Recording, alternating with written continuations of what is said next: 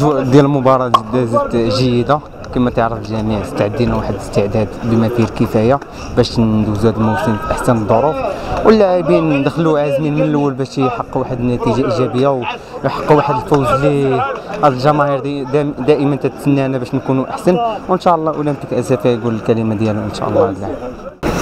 الحمد لله بعد هذا الفوز تيجي بواحد المجهود اللي درناه من بداية تاع المعسكر اللي درناه هنا في اسفي وفي مراكش.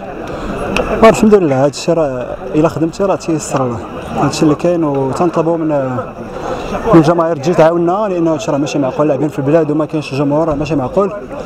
وعماد هو راه واخا تزيع اليوم راه غادي يعاود يمارك ان شاء الله. نتمنوا يعني سنه رياضيه سعيده لجميع المحبين ديالنا والعشاق تاع فريق اولمبيك اسفي.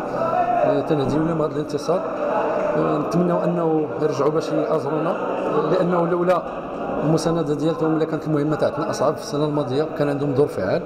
نتمنوا انه يساندوا هذا الفريق اللي يعني صراحه بدات البوادر ديالو.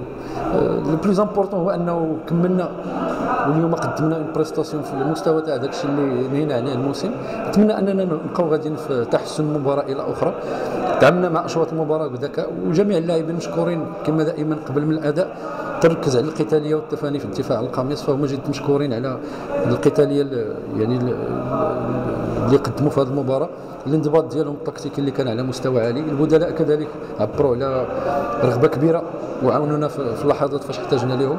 فهذا انتصار مهدى للاعبين والجمهور ديالنا وجميع مكونات الفريق والمكتب المسير. ونتمنى اننا نبقاو مآزرين بعضياتنا، لانه تنتظرنا مباريات صعيبه، ونتمنى اننا حنا واللاعبين نكونوا عند حسن ظن الجمهور ديالنا ان شاء الله. بالنسبه لهذه المقابله كنت نتمنى من الله باش تكون فيها 3 النقاط، وكانت عندي اخر مقابله اللي غتكون عندي مع الفريق المسوي نظرا للظروف ديالي العمليه ديال الوظيفه اللي كان عندي التعيين في تطوان، وعاد ربي حل المشكل ودخلت للكناس وعطاوني مهمه ديال المدير في قاعه تما في خلاص في المولاي زرون في قرب الكناس، اللي اضطريت ما يمكنليش نكمل مع الفريق حتى لاخر الموسم نظرا للظروف العمليه ديالي، ومأسف بزاف كثير. وشيتو هذا العام لقيت راحه ديالي تامه سواء مع